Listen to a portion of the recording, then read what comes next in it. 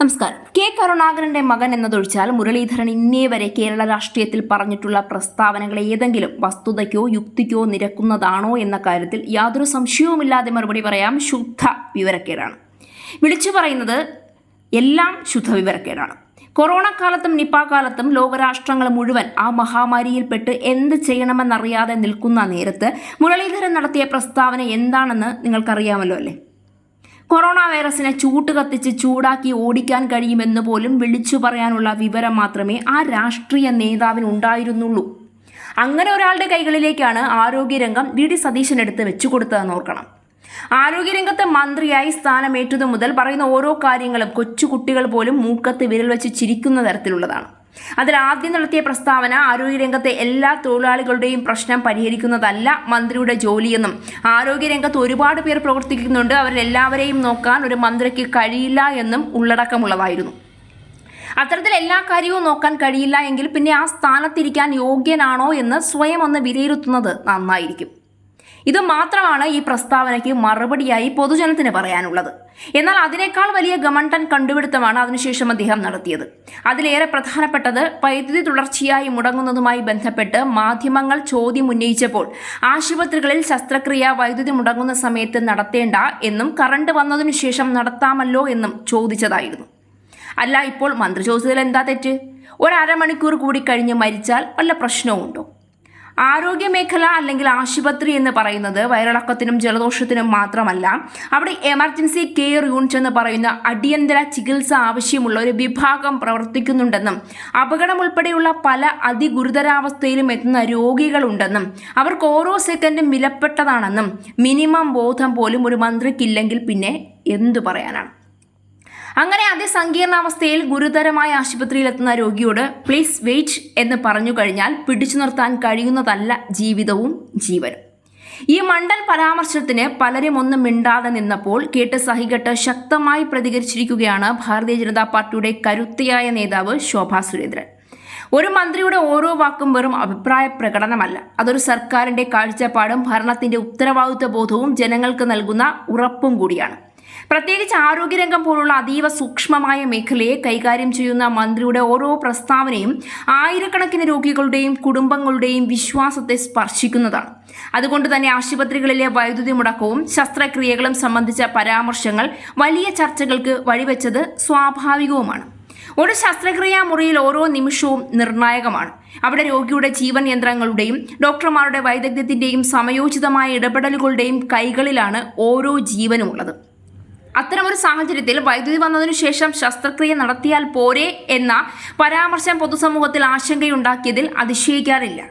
കാരണം ചികിത്സാ തീരുമാനങ്ങൾ രാഷ്ട്രീയ വേദികളിൽ ഉയരുന്ന ലളിതമായ ചോദ്യങ്ങൾ പോലെയല്ല. ഓരോ കേസും രോഗിയുടെ ആരോഗ്യസ്ഥിതിയും അടിയന്തര ആവശ്യകതയും വൈദ്യശാസ്ത്ര മാനദണ്ഡങ്ങളും ചേർന്നാണ് തീരുമാനിക്കപ്പെടുന്നത്. ഇതേ വിഷയമാണ് ബി.ജെ.പി. നേതാവ് ശോഭാ സുരേന്ദ്രനും ശക്തമായി ഉന്നയിച്ചത്.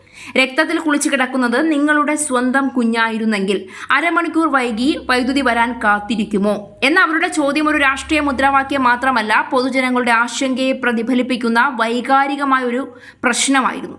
അതിനെ രാഷ്ട്രീയമായി വിലയിരുത്താം, വിയോജിക്കാം. പക്ഷേ ആ ചോദ്യത്തിന് പിന്നിലെ സന്ദേശം അത് അവഗണിക്കാനാവില്ല. ആശുപത്രി സുരക്ഷ, തടസ്സമില്ലാത്ത വൈദ്യുതി വിതരണം, ബാക്കപ്പ് സംവിധാനങ്ങളുടെ കാര്യക്ഷമത എന്നിവയെക്കുറിച്ചുള്ള വ്യക്തമായ വിശദീകരണമാണ് ജനങ്ങൾ പ്രതീക്ഷിക്കുന്നത്. വെളിച്ചമില്ലാത്തതിനെ തുടർന്ന് മൊബൈൽ ഫോൺ വെളിച്ചത്തിൽ രോഗിയുടെ മുറിവ് തുന്നിക്കെട്ടേണ്ടി വന്ന സംഭവത്തിലാണ് ആരോഗ്യമന്ത്രിക്കെതിരെ രൂക്ഷ വിമർശനവുമായി ബി.ജെ.പി. നേതാവ് ശോഭാ സുരേന്ദ്രൻ രംഗത്തെത്തിയത്.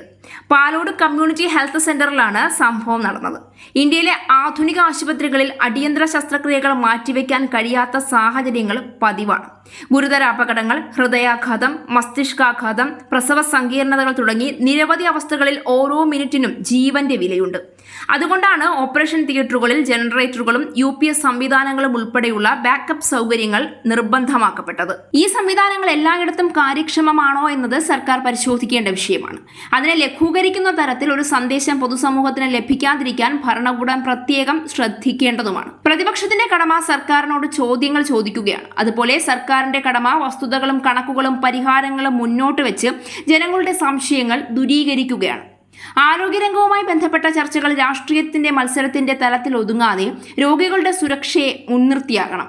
ഒരു വിവാദമുണ്ടാകുമ്പോൾ അതിനെ നിഷേധിക്കുന്നതിലുപരി ആശുപത്രികളിലെ വൈദ്യുതി സുരക്ഷാ സംവിധാനങ്ങളുടെ ഓഡിറ്റ് നടത്തുക, പോരായ്മകൾ ഉണ്ടെങ്കിൽ പരിഹരിക്കുക, ജനങ്ങൾക്ക് വ്യക്തമായ ഉറപ്പ് നൽകുക എന്നിവയാണ് ഒരു ഉത്തരവാദിത്തമുള്ള ഭരണകൂടത്തിൽ നിന്ന് ജനങ്ങൾ പ്രതീക്ഷിക്കുന്നത്. അധികാരം താൽക്കാലികമാണ്, പക്ഷേ ഭരണത്തിന്റെ വിശ്വാസ്യത അത് ദീർഘകാലത്തേക്കുള്ളതാണ്. ജനങ്ങൾ മന്ത്രിമാരിൽ നിന്ന് പ്രതീക്ഷിക്കുന്നത് രാഷ്ട്രീയ മറുപടികളല്ല, ആത്മവിശ്വാസം പകരുന്ന ഉത്തരങ്ങളാണ്. കാരണം ആശുപത്രിയിലെ കിടക്കയിൽ കിടക്കുന്ന രോഗിക്ക് രാഷ്ട്രീയം അറിയില്ല. അവന് വേണ്ടത് സമയബന്ധിതമായ ചികിത്സയും സുരക്ഷിതമായ ആരോഗ്യ സംവിധാനവുമാണ്. ആ വിശ്വാസം സംരക്ഷിക്കപ്പെടുമ്പോഴാണ് ഒരു സർക്കാരിന്റെ യഥാർത്ഥ വിജയം അളക്കപ്പെടുന്നത്.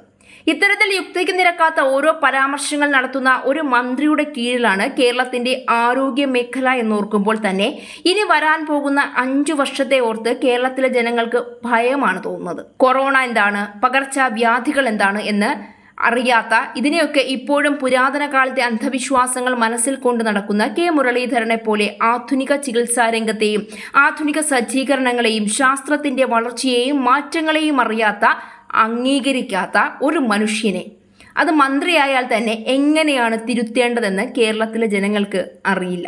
ഈ സാഹചര്യത്തിൽ സാധാരണ പറഞ്ഞു കേൾക്കാറുള്ള ഒരൊറ്റ വാക്കു മാത്രമാണ് പറയാനുള്ളത്: ഒരല്പമെങ്കിലും ബുദ്ധി ഉണ്ടായിരുന്നെങ്കിൽ മണ്ടൻ എന്നെങ്കിലും വിളിക്കാമായിരുന്നു.